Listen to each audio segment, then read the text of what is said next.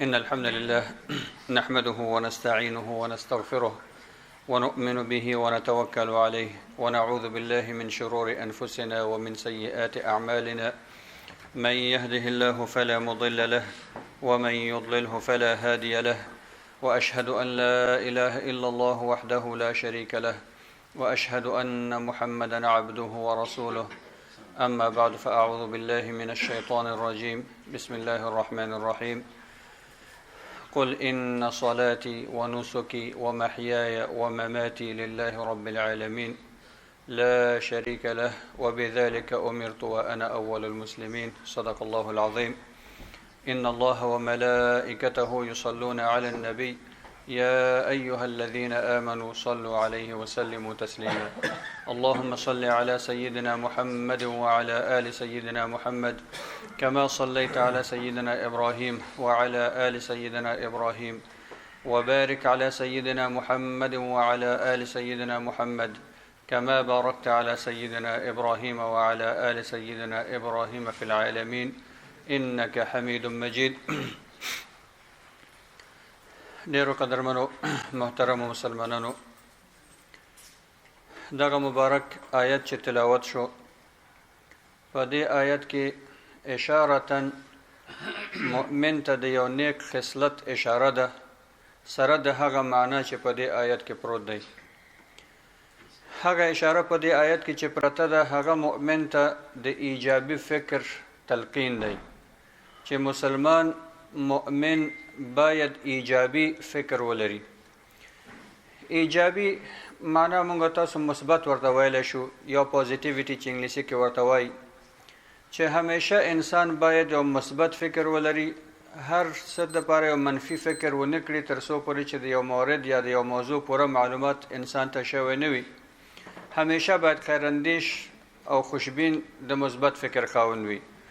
مګر د ایجابیت معنا چې علما کوي هغه دا دی چې د هغه مؤمن چې په زړه کې ایمان وي او د په یو داسې ټولنه کې اوسیږي چې هغه انساني ټولنه ده، د خوا او شا کې مختلف فکر خلک اوسیږي، مختلف قسم انسانان اوسیږي، مختلف مذاهب خلک اوسیږي، یعنی د هم په یو ټولنه کې دوی سره ژوند کوي.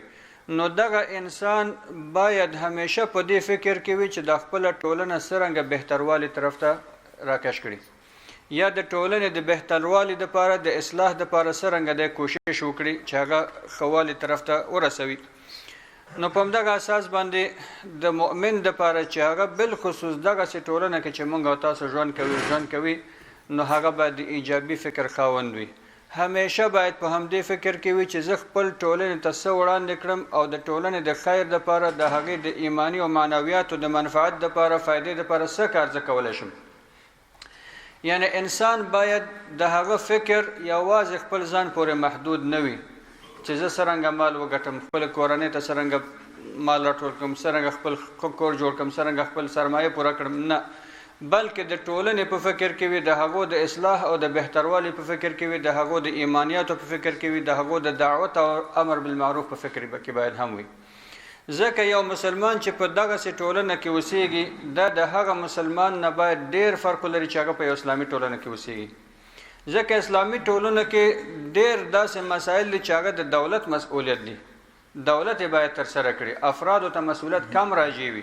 مګر دغسې هیواد کې چې هلته اسلامي شریعت حاکم نه وي، ټول مسؤلیت هر فرد د مسلمان ته راجع دی. ځکه یو مسلمان که دې ټولنه کې خپل ژوند تیروي او سبا دی وفات کېږي، ستا نه باید یو نیک اثر په دې ټولنه کې پاتې شي. ستا لمسیان، ستا کروسیان، ناینده نسلونه، ټولنه، نور مسلمانان باید تا په نیک نوم سره یاد کړي، فلاني دغسې یو کار کړی، دغسې یو خدمت اسلام دپاره کړی، دغسې خدمت مسلمان دپاره کړی، اسلامي ټولنې دپاره کړی، خپلې ټولنې دپاره کړی، جامعې دپاره کړی. ستا نیک نوم او ستا هغه نیک خدمات چې د یو مثبت فکر په اساس تا کړي، هغه باید ژوندي پاتې شي. اما دا چې ته دنیا نه لاړ شي او ستا لمسیان او کروسیان او بیا نور نسلونه یا آینده خلک یا ټولنه وایي چې والله ځان دپاره ډېر غټ کور جوړ کړی و، ځان دپاره ډېر ښه موټر اخیستلی و، ځان دپاره دا کړی و دا کړی و، هغه ټول در څخه پاتې شو، ته ترې نه لاړې، په هغې باندې ستا ستاینه څوک نه کوي، ستا ښه والی څوک نه یادوي چې والله ډېر ښه مالدار سړی و یا ډېر ښه مال سرمایه درلودله. مګر ستا هغه نیک کارونه چې ته د ټولنې دپاره، د هغې د ثبات دپاره، د پرمختګ دپاره کوې، د هغو د ایمان او د اصلاح دپاره کوې، هغه به تر قیامته پورې یاد وي. هغه صالحان پیغمبران انبیا بادشاهان چې نیکان تیر شوي دي د هغو یاد اوسه پورې هم موږ تاسو کوو مګر هغه بادشاهانو چې ځان دپاره قصرونه جوړ کړي وو ټوله دنیا راټوله کړې وه ظلمونه یې کړي وو د خدایي دعوې کړې وې د هغو نوم څوک نه اخلي ځکه د هغو فکر خپل ځان دپاره و او دغه یو مثال زه بار بار ورکوم چې علما وایي د مثبت اندیش یا د ایجابي فکر خاوند او د هغه انسان چې هغه سلبي فکر لري مثال داسې دی لکه د یو میږي او د شاتو د مچۍ د شاتو مچۍ ایجابي فکر لري که هغې ته ګورې زی 50 قسمه ګلونو باندې کینی د هر ګل نه هغه خوال او هغه شیره حاصل ترېنه اخلي هغه په خپله معده کې تحلیلوي بیرته د عسل په شکل کې ټولنې ته وړاندې کوي چې هغې کې الله سبحانه وتعالی شفا یې ښودلې ده ټول خلک ترېنه ګټه اخلي او دی هم په پاکو شیانو باندې کینی په ګلونو باندې کینی حلالو شیانو باندې کینی ناپاک شی نه خوري اما میږی څه کوي میږی همیشه د خپل خېټې په فکر کې ده ژمي په اوړي کې راټولوي سوړي ته نه باسي په ژمي کې بیرته خوري هیڅ چاته ګټه نه رسیږي غیر د خپل ځان نه نو هغه انسان چې په ټولنه کې هم د مثبت فکر خاوند نه د ایجابي فکر خاوند نه د فکر همیشه خپل ځان پورې محدود وي بل چا پورې فکر نه کوي د ټولنې اصلاح پورې انسانانو پورې د پرمختګ پورې د کې فکر نشته او خصوصا په دغه هیواد کې دا خبره زه بار بار کوم د هر مسلمان هم دا وظیفه ده چې خپل ټولنې ته خپل ځان ته خپل کورنۍ ته خپل ایمان ته خپل دینی واجبې ته باید متوجه وي موږ تاسو ډېر کم خلک ګورو چې دغه ایمانی واجبې ته چې زه من حیث یو مسلمان من حیث یو مؤمن چې دغه ټولنه کې اوسېږم ما نه څه غوښتل شوي دي زه خو یو هدف دلته باید ولرم زه خو دلته یو غایه باید ولرم مګر زما هدف خو مال ټولول نه دي زما هدف خو دلته فقط یو ښه رفاهیت نه ډک ژوند کول نه دي سره د دې چې موږ تاسو ګورو چې هر څومره رفاهیت کې ژوند وکړي ټول په سټرس کې مبتلا دي ټول په تشویش او پریشانۍ کې مبتلا دي هر سړی یو حد پورې مشکلات لري څوک د فامیل د لحاظ نه څوک د اولاد د لحاظ نه څوک د مال د لحاظ نه څوک د دولت د لحاظ نه څوک هر سړی په یو قسم نه قسم مشکل کې اخته دی الله دې موږ تاسو ته هدایت وکړي نو دا د ایجابي مؤمن صفات دي نو په همدغه اساس باندې رسول الله صلی الله علیه وسلم موږ تاسو ته د ایجابي فکر په اساس باندې فرمای چې ته باید همیشه د ټولنې خیرخوا اوسېږي فرمای کچېرې قیامت راپورته شو قیامت شو او ستاسو د یو کس په لاس کې د خرما یو نهال یا نیالګی در سره دی ته کرې مثال د خرما ورکړل شوی هر بوټی دی هر بوټی هر نیالګی دی قیامت شي او ستا په لاس کې یو نیالګی دی ته غواړې چې هغه وکړې قیامت شو ته به تختې نه نیالګی به نه غورځوې دغه نیالګی وکړه ولو که قیامت شو نیالګی کېدای شي ګټه ونه رسوي مګر ستا فکر همدا دی چې زه دغه خپل یو کار خپل مسؤلیت او خپله وجیبه ادا کوم نور چې الله څه کوي نتیجه الله ته پرېږده نو دغه مثال رسول الله صلی الله علیه وسلم مسلمان ته کوي چې ستا هر خیر هر ګټه ټولنې ته مسلمانانو ته انسانیت ته رسیږي تا خپل خیر ورسوه نتیجه عاقبت الله ته پرېږده چې دغه ثمر ته رسیږي یا نه رسیږي چا ته ګټه رسیږي یا نه رسیږي مګر ته خپل نیک عمل خپل فکر خپل هغه مثبت کار دې ترسره کړه انتظار مه کوه همدا رقم موږ تاسو ته د علما په کتابونو کې یو مثال ذکر کوي وایي کسرا چې د فارس بادشاه او امپراتور تیر شوی دا یو ورځ چیرته وته خپل هغه شکار یا ښکار دپاره تله یو زوړ سپین ږیری سړی ګوري چې نیالګي کري او د زیتونو ونې کري نو د کسرا ورته ویل چې او سړی ته خو د قبر په غاړه ولاړې نن یې که سبا دی ورتلونکی مړ کېږي ډېر ضعیف سړی او تا ته معلومات شته چې دا د زیتونو بوټی ډېر په قراره سره لویږي تر څو چې دا ونه کېږي او بیا تر څو حاصل ورکوي ته به هغه کې په دې دنیا کې نه یې نو ولې ځان په عذابوئ دې سپین ږیري یا دې ضعیف سړي ورته ویل چې امپراتور صاحب یا بادشاه صاحب یا هر لقب چې ورته و پخوانیو خلکو کرلو موږ ترېنه ګټه واخیستله اوس زه باید وکړم چې آینده نسلونه ترېنه ګټه واخلي موږ باید هم دغه آینده نسلونو دپاره خپل یو اثر پرېږدو خپله یو نښه خپل یو فایده یو منفعت پرېږدو چې هغو په دغه خیر سره په دغه نیکۍ سره موږ یاد کړي که هر څوک 50 کاله بعد هم راځي د دغه ونې ثمر او حاصل خوري هغه به وایي چې الله دې ورته خیر وکړي چې چا دا ونه کرلې دا د موږ ترېنه ګټه اخلو نو په همدغه اساس هغه خلکو چې موږ دپاره نیکۍ کړې دي د هغې نه موږ ګټه اخلو د آیندهو دپاره باید موږ یو نیک اثر پرېږدو داسې نه چې موږ تاسو د دې دنیا نه لاړ شو بیا زموږ نوم هم څوک نه اخلي حتی خپل کورنۍ کې هم بیا سړی نه یادوي اولادونه د هېروي لمسیان د هېروي کوسان د هېروي که اوس موږ تاسو خپل د نیکونو ته ګور نیکونو ته وګورو څوک نوم نه اخلي زموږ تاسو ارتباط فقط پلار او موجوده نیکه سره دی او زوی سره دی او لمسي سره دی خو چې ته لاړې یو نسل بعد بیا ستا نوم څوک نه اخلي نو مګر د مؤمن څخه غوښتل دا دی چې هغه باید یو نیک اثر پرېږدي. همدارنګه الله سبحانه وتعالی موږ او تاسو ته همدا فرمایي چې والمؤمنون والمؤمنات بعضهم اولیاء بعض یأمرون بالمعروف وینهون عن المنکر ويقيمون الصلاة ويؤتون الزكاة ويطيعون الله ورسوله. مؤمنین نارینه او مؤمنات زنانه دا ټول یو د بل دوستان دي، ایمانی دوستی لري، ځکه مؤمن د مؤمن ورور دی، مؤمن د مؤمن خور ده، دغه ټول ایمانی دوستی لري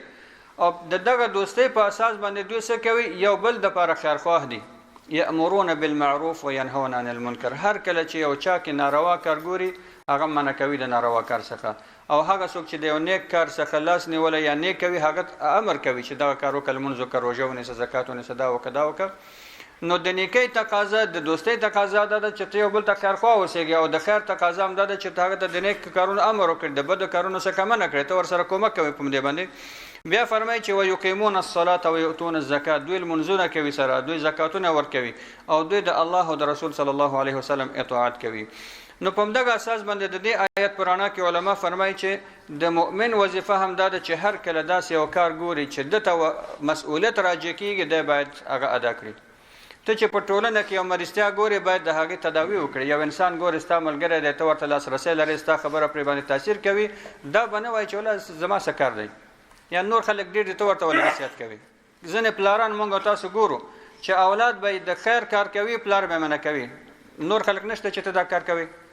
په ټولنه کې نور خلک کم دي چې ته دا کار کوي، تا ته چا ولې ته دا کار وکړه. تا خپل زوی به معنی کوي د یو خیر کار څخه، د یو امر بالمعروف څخه، د دعوت څخه، نه به خپله کوي نه به هغه پرېږدي. نو په همدغه اساس د مؤمن وظیفه دا نه ده چې دا ځان سره وایي چې ولا خلک خو ډېر دي، دا زما څه وظیفه ده، د فلاني څه وظیفه ده، دا بل څوک یې باید وکړي، بل یې ولې نه کوي.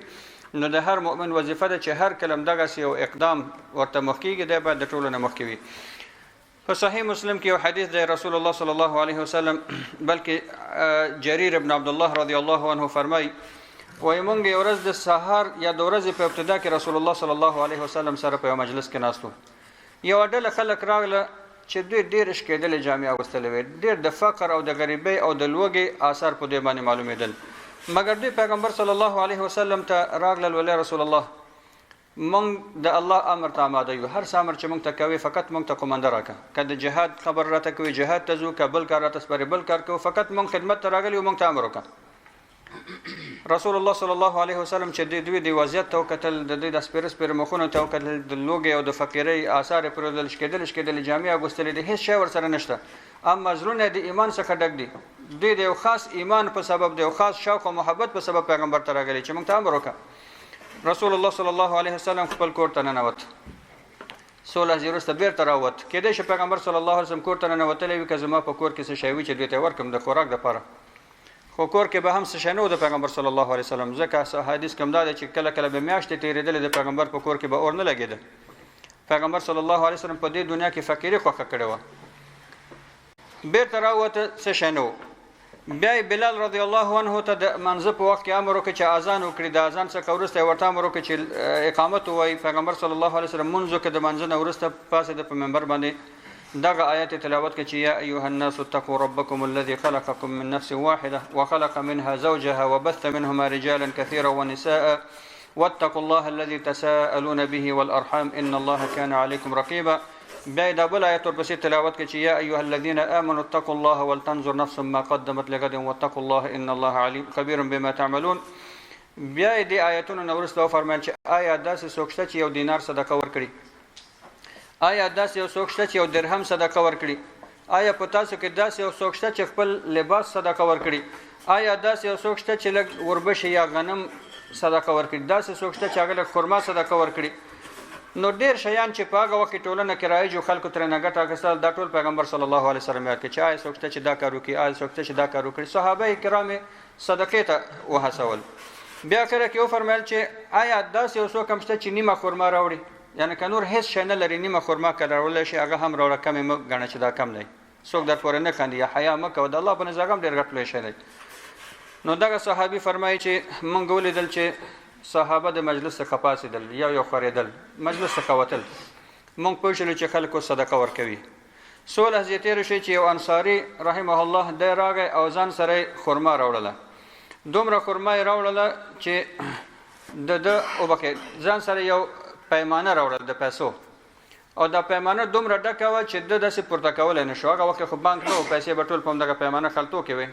نو دغه پیمانه دومره غټه وه چې د داسې په دواړو لاسونو باندې نیولې وه، ډېر په مشکل په دروندوالي سره یې راوړه د پیغمبر صلی الله علیه وسلم مخې ته یې کېښوده. د نه وروسته بل صحابي راغی چې هغه ډوډۍ راوړله، بل راغی خرما یې راوړله، بل راغی لباس راوړله. دې صحابه به شیان راوړل. دی فرمایي چې آخر دومره شو چې د پیغمبر صلی الله علیه وسلم مخې ته داسې ډېری جوړ شو، د خرماو ډېری جوړ شو، د جامو ډېری جوړ شو، د پیسو ډېری جوړ شو. موږ چې د پیغمبر صلی الله علیه وسلم د مخ مبارک ته کتل و یتهلل، د مخ پړقېده د خوشحالۍ څخه. نو مخکې پیغمبر صلی الله علیه وسلم ډېر خفه و د دې وضعیت ته. اوس چې د صحابه دغه تسابق ته ګوري، د دوی دغه نیک کار ته ګوري او فوراً د الله او د رسول حکم تنفیذ ته ګوري، پیغمبر صلی الله علیه وسلم مخ مبارک پړقېده د نور څخه، د خوشحالۍ څخه.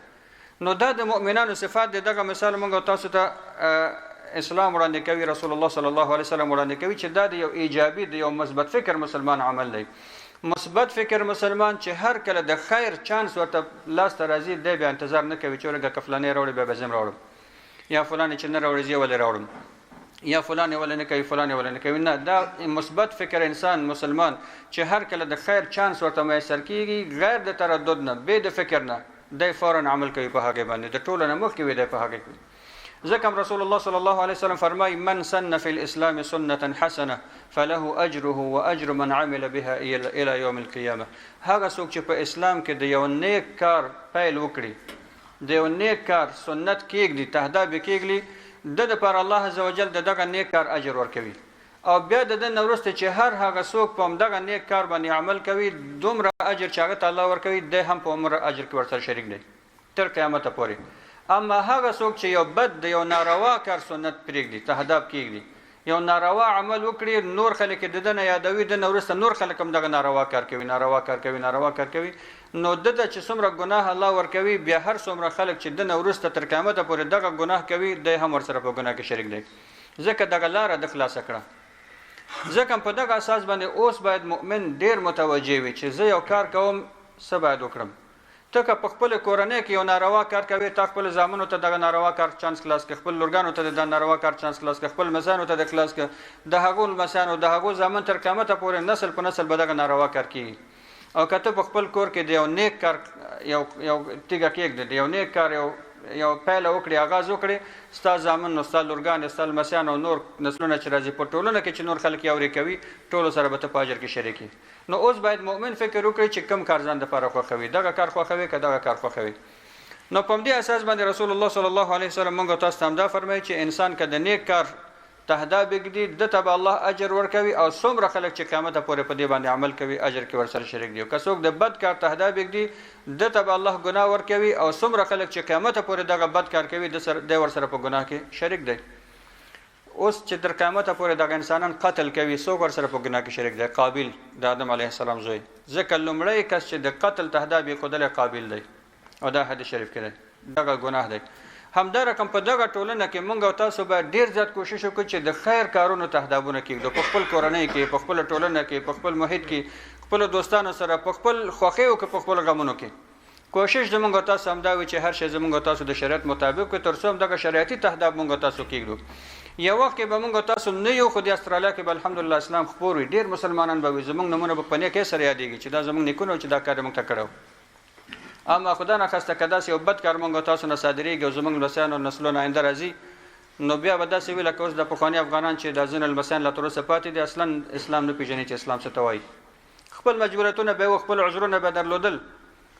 یا به هغو ته چانس نو یا هر څه چې و، خو خلاصه دا چې پلاران یې لاړل مسلمانانو لمسیان یا مسیحیان شوي دي، یا اصلا په اسلام باندې نه پوهېږي، خبر نه دي په هېڅ شي باندې. نو زموږ او تاسو هغه آثار، زموږ او تاسو هغه نښې باید ژوندي پاتې شي. همدارنګه ایجابي انسان، د مثبت فکر انسان، هغه په دې باندې پوهېږي چې زه دې دنیا کې یو هدف دپاره راغلی یم، زه په دې دنیا کې یو هدف لرم، زه باید د دغه هدف دپاره کار وکړم، زه د دنیا کې خوراک او څښاک دپاره نه یم پیدا شوی، زه دغه هیواد ته چې الله راوستلی یم فقط د عیش و نوش دپاره نه یم راوستلی، د ډالرو جمع کولو دپاره نه یم راوستلی، د ښه ژوند دپاره نه یم راوستلی. زه باید دلته ځان دپاره یو هدف او یو معیار وټاکم، زه باید یو اساس ولرم، زه باید یو غایه ولرم چې هغې ته ځان باید ورسوم. فقط خوراک او څښاک خو حیوان هم کوي، ځکه الله عز وجل قرآن عظیم شان کې د هغه انسانانو چې هدف په دې ژوند کې نه لري، ایمان نه لري، هدف نه لري، آخرت ته فکر نه کوي، نو هغو په اړه باندې الله فرمایي اولئک کالانعام بل هم اضل. دغسې انسانان د چارپایانو غوندې دي، بلکې د چارپای نه هم بدتر دي، ځکه د چارپای فایده رسیږي ټولنې ته، د چارپای فایده انسان ته رسیږي. که د غوا مثال واخلو، پوستکي نه فایده کوي، د پشمونو نه فایده کوي، د ویښتانو نه، د شیدو نه فایده کوي، د غوښې نه استفاده کوي، د هډوکو نه ګټه اخلي، حتی ګوله په موږ د ګندګۍ څخه هم ګټه اخیستل کېږي. اما هغه انسان چې په ټولنه کې یو هدف نه لري، یو غایه نه لري، او ایمان نه لري، د هغه نه هیڅ ګټه چاته نه رسیږي، غیر د خپل ځان نه چې هغه پېژني بل څوک نه پېژني، چاته ګټه نه رسیږي. نو په همدغه اساس باندې د نیکندیش انسان یا مثبت فکر انسان د هغه د یو د وسایلو څخه دا دی چې همیشه د یو هدف ځان ته ټاکي چې زه مسلمان یم، زه مؤمن یم، زه الله دغه هیواد ته راغوښتلی یم، دې هیواد کې ما نه د یو مؤمن په صفت څه غوښتل شوي، څه باید وکړم، یو هدف باید ځان دپاره ولري. مګر دا چې ته هم په ټولنه کې ذوب شي، هغه څه چې یو غیر مسلم کوي او ته هم کوي، نو بیا ستا او د هغه فرق نه پاتې کېږي. ځکه یو تعداد مسلمانان موږ اوس ګورو د غیر مسلمو داسې پیروي او داسې تقلید کوي چې بیخي یو لیشت نه خطا کېږي، قدم په قدم د هغه سټپ بای سټپ په چاپونو باندې پخې ږدي. که د کورنۍ ژوند ګورې، که د مړی ګورې، که د خوشحالي ګورې، که د اقتصادي ژوند ګورې، حلال او حرام معیار دا اصلا شته نه. ځکه رسول الله صلی الله علیه وسلم فرمایي لتتبعن سنن من قبلکم شبرا بشبر وذراعا بذراع حتى لو دخلوا جحر ضب لدخلتم، او کما قال علیه السلام. تاسو کې یو تعداد انسانان داسې دي چې هغه د غیر مسلمو داسې پیروي کوي چې لیش په لیشت او ذراع په ذراع هېڅ خطا نه وځي، د مغو تقلید پسې روان دی. حتی که چېرې هغو د یو ضب د سمساره سوړې ته ننوځي، دغه مسلمان هم ورپسې ننوځي، ځکه وایي دا چې دا غیر مسلم ورننوته دې کې خامخا یو ګټه شته. حال دا چې په ټولو حیواناتو کې بدترین سوړه یا بدترین ځای چې دی هغه د ضب د سمساره ځای دی، ځکه هغه د هوا منفذ ځان ته نه پرېږدي. یو سوړه په ځمکه کې نه بس جوړوي، هلته ورننوځي، هملته ګندګي هم کوي، هملته شپې هم تېروي، ډېر بدبوی ځای دی، هلته څوک سر نشي ننویستلی. نور حیوانات حد اقل د هوا منفذ ځان ته لري، داسې یو ځای لږ مناسب غوندې وي. نو که دوی داسې یو ناپاک ځای ته هم ورشي او ناروا کار هم کوي، مسلمان بیا هم کوي، یعنې مسلمان د خپل عقل نه کار نه اخلي چې زه یې ولې دا کار وکړم. نو په همدغه اساس که موږ او تاسو قرآن عظیم الشان ته وګورو، رسول الله صلی الله علیه وسلم چې کله په نبوت باندې مبعوث شو، لومړني آیتونه چې په ده باندې د اقرا نازل شول، دې نه وروسته لومړنۍ سورت چې نازل شو سوره مزمل و، یا ایها المزمل قم الليل الا قليلا نصفه او انقص منه قليلا او زد عليه ورتل القرآن ترتيلا انا سنلقي عليك قولا ثقيلا، تر اخر د سورته پورې. پیغمبر صلی الله علیه وسلم ویدو، الله عز وجل ورته فرمایي چې یا ایها المزمل، ای مزمل پاسېږه، د خوب خلاص شو، تا ته اوس مسؤلیت راځي دی، ته اوس پیغمبر یې، تا ته اوس کار در سپارل شوی دی، تا ته مسؤلیت در سپارل شوی، ته به خپل مسؤلیت خپل هدف پوره کوې. ته اوس هغه پخوانی محمد صلی الله علیه وسلم نه چې خوبونه به وکړې، نور ستا د خوب خلاص شو، ته به الله ته دعوت کوي، الله ته به تبلیغ کوي، د شپې به پاسېږي، تهجد به کوي، د ورځې به روژه نیسي، خلکو ته به دعوت کوي، خلکو ته به نیکه لاره ښایي، دا به کوي دا به کوي، نور خوب مه کوه، پاسېږه. ځکه په سوره علم نشرح کې الله فرمایي چې فاذا فرغت فانصب والى ربك فارغب، هر کله چې ته بیکار شولې فانصب، الله ته سیخ ودرېږه، یعنې د الله په عبادت مشغول شه. د الله عبادت کې یوازې لمونځ نه دی، ټول هغه کارونه چې ټولنې ته انسان ته د آخرت ګټه رسوي، دا ټول په همدې کې شامل دي. همدارنګه کله چې بیا د دین وروسته دوهم سورت نازل شو، لنډه موده وروسته سوره مدثر، یا ایها المدثر قم فانذر وربك فكبر وثيابك فطهر والرجز فهجر ولا تمنن تستكثر. ای مدثره، د خپل پروردګار دپاره پاسېږه، ودرېږه، ملا دې وتړه، د الله دپاره دعوت وکړه، د بت پرستۍ او د شرک مخالفت وکړه، خلک د الله وحدانیت ته راوبله. مفهوم د آیتونو داسې ده، یعنی پیغمبر ته الله عز وجل وظیفه ورکوي چې ته نور مؤمن یې، پیغمبر یې، رسالت لري، عمل لري، ته باید خپل رسالت خپل هدف تر سره کړې، نور خوبونه نشته، نور آرامتیا نشته، نور د دنیا له لعب نشته. پیغمبر علیه السلام خو دنیا کې نشته رحلت کړی، مګر د پیغمبر رسالت ژوندی دی، د پیغمبر صلی الله علیه وسلم سنت او دغه طریقه، دغه لار او دغه دین ژوندی دی، موږ تاسو ته پاتې دی. نو د پیغمبر وارثان مؤمنان دي، د پیغمبر وارثان هغه مؤمنان دي، مسلمانان دي. په لومړي قدم کې دغه مسؤلیت علما د دین ته راجع دی، په دوم قدم کې ټولو ته راجع دی، هر فرد مؤمن مسؤول دی. ځکه الله عز وجل چې کله موږ تاسو اسلامي امت ته خطاب کوي، نو فرمایي چې کنتم خیر امت، تاسو بهترین امت یاستئ، ټول یادوي. په بل ځای کې همدا رقم فرمایي چې تاسو هر یو مسؤول یاستئ او هر یو نه امر بالمعروف غوښتل شوی چې د نیکۍ دپاره خلک اسلام طرف ته راوبلي. نو په دې آیت باندې هم دغه دی چې یو مؤمن یا مسلمان باید د مثبت فکر خاوند وي، همیشه باید د ټولنې او د انسانانو په فکر کې باید اوسیږي. همدارنګه که چیرې موږ تاسو وګورو بیا اسلامي تعلیماتو کې موږ تاسو ته دا ویل کېږي چې انسان باید همیشه د پیغمبر صلی الله علیه وسلم لاره تعقیب کړي. دا دی نه وایي چې ولا زه یوازې یم یا زه دا کار نشم کولی. هر کله چې ته د یو خیر کار نیت کوي، د هغې دپاره اقدام کوي، الله ستا مددګار دی، الله ستا مرسته کوي. صحیح ده، اسبابو نه به کار اخلي، خپل احتیاطي تدابیر به اخلي، خپل ځان به هلاکت ته نه غورځوي. مګر د دې دپاره هم نه اوس موږ تاسو ټولنه کې ډېر انسانان ګورو چې ولا بیا ماته دولت راته څه ونه وایي، فلان راته څه ونه وایي. داسې یو کار چې خپله دولت درته وایي ته وکړه، هغې نه هم دی ویرېږي. فقط یو چېرته نیکه خبره هم نشي کولی چې ولا بیا خلک را باندې پوه نشي چې دا مسلمان دی، خلک را باندې پوه نشي چې دا داسې یو خبره کوي، خلک را باندې پوه نشي. دومره احتیاط چې بیخي هغه دولت که درته یولی شوی دوی 1 متر نیسي. ابوبکر رضی الله عنه چې کله پیغمبر صلی الله علیه وسلم اسلام ته دعوت که او د ایمان راوړه په رسول الله صلی الله علیه وسلم باندې، د نور بیا خاموشه کېننست. فورا عثمان رضی الله عنه ته ورغی، ورته خبرې کنې دغه سړی چې محمد نومیږي صلی الله علیه وسلم پیغمبر شوی دی، آیا ایمان پرې نه راوړي؟ ما هم په ایمان راوړی دی. هغه دعوت کې تر څو چې هغه مسلمان شو، فورا زبیر ابن العوام رضی الله عنه ته ورغی، هغه ته وایي چې دغه سړی چې محمد صلی الله علیه وسلم نومیږي پیغمبر شوی دی، نبی دی، مونږ تاسو نیکې لارې ته بولي. هغه ته نیکې خبرې کوي تر څو چې هغه مسلمان شو. هماغه شپې کې بلال رضی الله عنه ته ورځي، هغه ته وایي چې ته خبر نه چې دغه محمد صلی الله علیه وسلم پیغمبر شوی دی، پیغمبر دی، مونږ تاسو ته دغه دعوت او بلنې راکوي، ایمان نه راوړي. ما هم ایمان راوړی دی. بلال رضی الله عنه ته وایي یا ابوبکر وایي ته حتی دومره خو به د صبر کړی وي چې سهار شوی او ته دغه شپې کې ما پسې راغلی. نو هغه ورته وایي چې د خیر کار کې انتظار نشته، یعنی فوراً باید ته ایمان راوړې. بلال رضی الله عنه ایمان راوړي. نو ډېر خلک د اسلام په ابتدا کې د ابوبکر صدیق په لاس باندې مسلمانان شو. نو دا هغه مثبت فکر و چې دغه د خیر چانس الله عزوجل ما ته راکړی، زه ولې د خیر چانس نورو ته ونه رسوم، نور خلک ولې په دې باندې دعوت نه کړم، نور ولې ځان سره په دې کې شریک نه کړم. نو په همدغه اساس دا موږ تاسو ته یو اسلامي لارښوونه ده چې انسان باید تاخیر ونه کړي، ځنډ ونه کړي، د خیر کار کې باید عاجله انسان وکړي. او الله عزوجل موږ تاسو ته په قرآن عظیم الشان کې فرمایي فاستبقوا الخیرات، د خیر په کارونو کې تاسو یو بل سره سبقت وکړئ، یو بل نه مخکېوالی وکړئ، یو بل ته انتظار مه کوه ورګه که فلان دا کار وکړه بیا به زه هم وکړم، که فلاني دا کار وکړه بیا به زه هم وکړم. یو تعداد خلک دي چې هغوی سیلبین دي. سیلبین په دې معنا چې انتظار کوي ورګه که دا فلاني ښځې حجاب واغوسته او چا ورته څه ونه ویله بیا به زه هم ښځې ته وایم چې حجاب واغوندي. یا مثلا زه که جومات ته ورځم خو ګورم که فلاني جومات ته ورغه او که مشکل ورته پیښ نه شي بیا به زه هم جومات ته ورشم. نه، ټولنه ته باید ولې مخکې نه اوسېږي چې نور خلک تا ته وګوري. نو په هر کار کې مؤمن باید سباق بالخیر کې وي. بلې مهمې نکتې ته مسلمانانو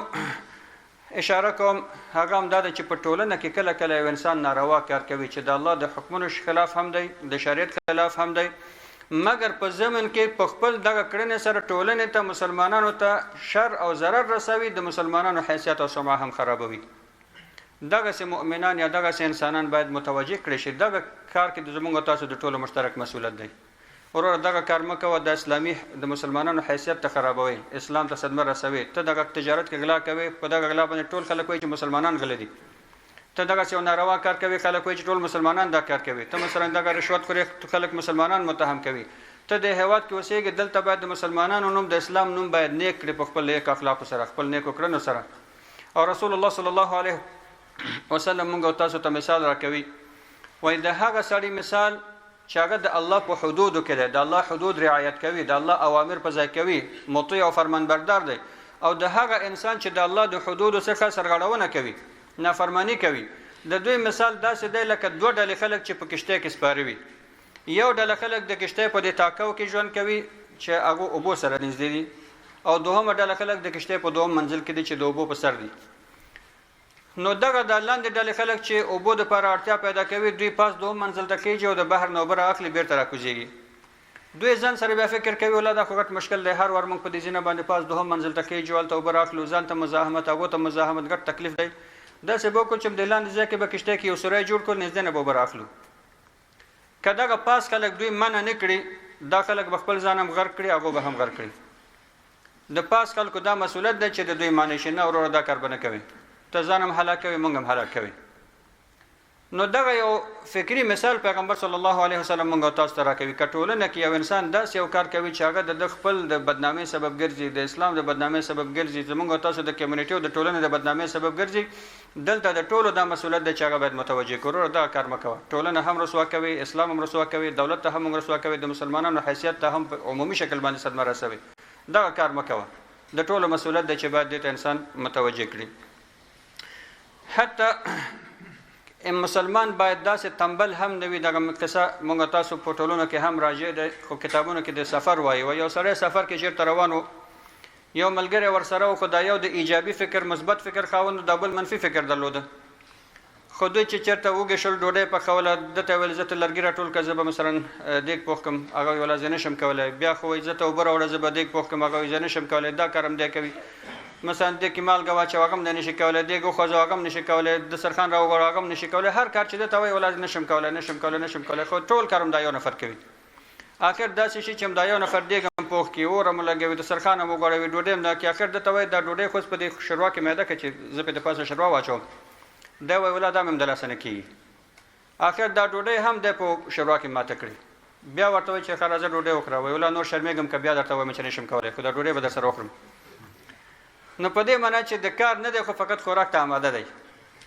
خپل ځان پیژني خو نور زحمت او د ټولنې په فکر کې د بل چا په فکر کې یا چا سره د مرستې کولو په فکر کې نه دی نو دا د ایجابي مسلمان صفت نه دی